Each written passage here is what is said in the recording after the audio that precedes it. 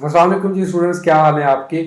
Subject selection बड़ा ही highly debated एक मौजू है जिस पे हम बात करने जा रहे हैं। और आज का जो हमारा टॉपिक है वो है traditional versus non traditional subjects.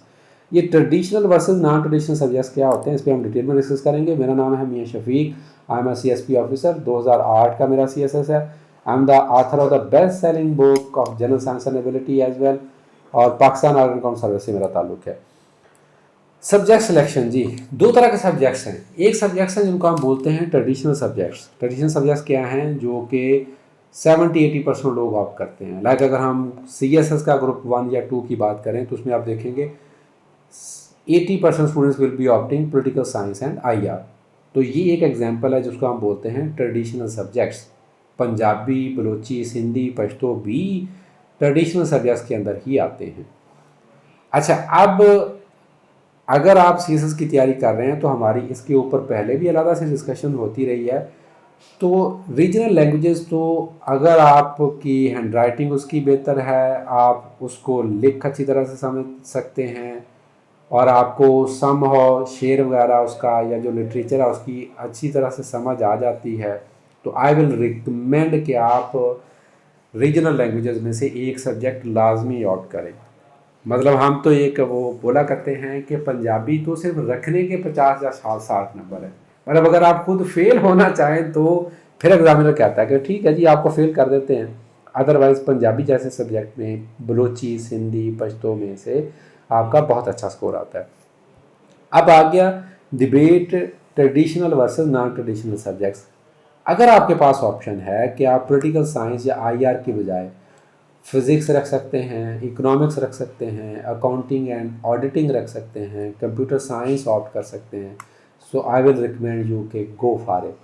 अगर आप मर्केंटाइल लॉ ऑप्ट कर सकते हैं, अगर आप बिजनेस एड ऑप्ट कर सकते हैं, अगर आप जूलॉजी ऑप्ट कर सकते हैं, अगर आप स्टैटिस्टिक्स और अप्लाइड मैथ ऑप्ट कर सकते हैं, अगर आप फिलॉसफी ऑप्ट कर सकते हैं, अगर आप यूरोपियन हिस्ट्री या ब्रिटिश हिस्ट्री ऑप्ट कर सकते हैं, अगर आप एंथ्रोपोलॉजी ऑप्ट कर सकते हैं। कितनी का एग्जांपल दे दिए मैंने आपको। ठीक है, मैंने ग्रुप 7 से आपको कोई एग्जांपल नहीं दी, क्योंकि ग्रुप 7 के अंदर से तो आपकी प्रायोरिटी पहले ही होनी चाहिए कि आप रीजनल लैंग्वेज ऑप्ट करें। दूसरे नंबर पे आप ज्योग्राफी, मैथ्स, काउंट, सोशियोलॉजी वगैरह आप ऑप्ट कर सकते हैं।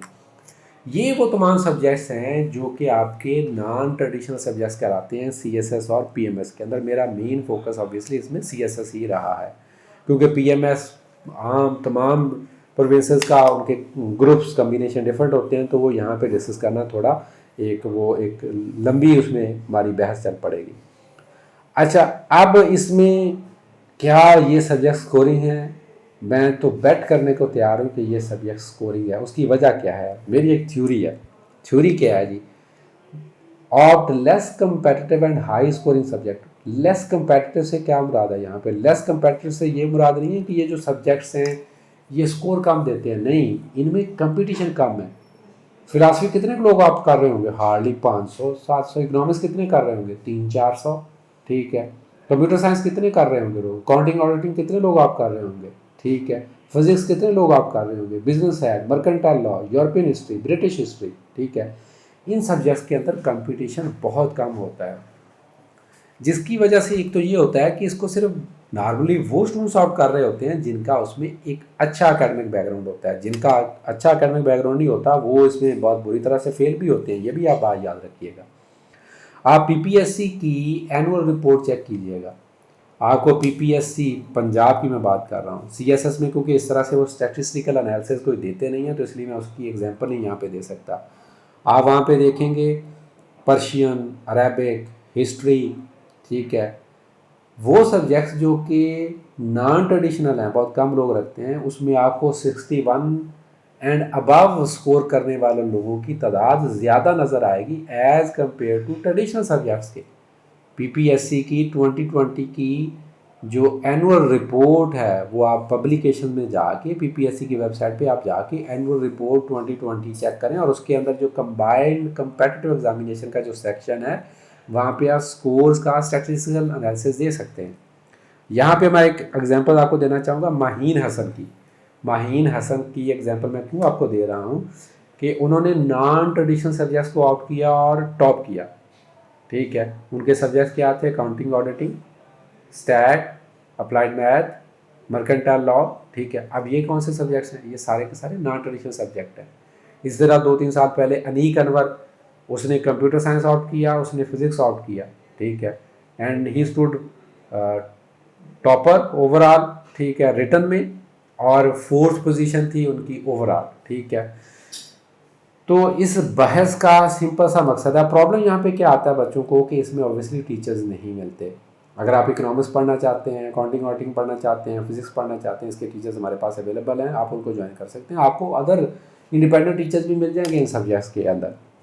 और अगर आप इन सब्जेक्ट्स का सिलेबस पुराना देखते हैं तो आपको ये नज़र आएगा कि अगर आपकी उसमें डिग्री है तो 50-60% या 70% सब्जेक्ट तो आप खुद से कर सकते हैं, और उसमें जो 20-30% पार्ट है वो कोई भी कॉलेज के या यूनिवर्सिटी के टीचर से आप ट्यूशन या कोचिंग भी ले सकते हैं। आप किसी सीनियर से उसमें हेल्प ले सकते हैं।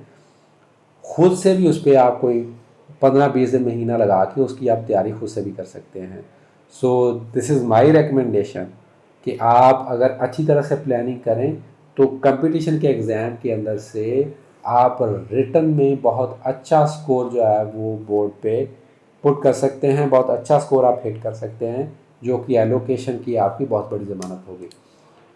सब्जेक्ट सिलेक्शन पे हमारे चैनल पे और भी वीडियोस पड़ी हुई हैं, जिसमें हमने ट्रेडिशनल और सब्जेक्ट्स जो हैं, मतलब पॉलिटिकल साइंस बेहतर है या आईआर बेहतर है, या पंजाबी के मतलब और अदर सब्जेक्ट्स के मतलब भी हमने 1 बाय 1 वीडियोस बनाई हुई हैं, वो भी आप देख सकते हैं। अगर आपके कोई क्वेश्चंस हैं वो आप कमेंट्स में लिख सकते हैं।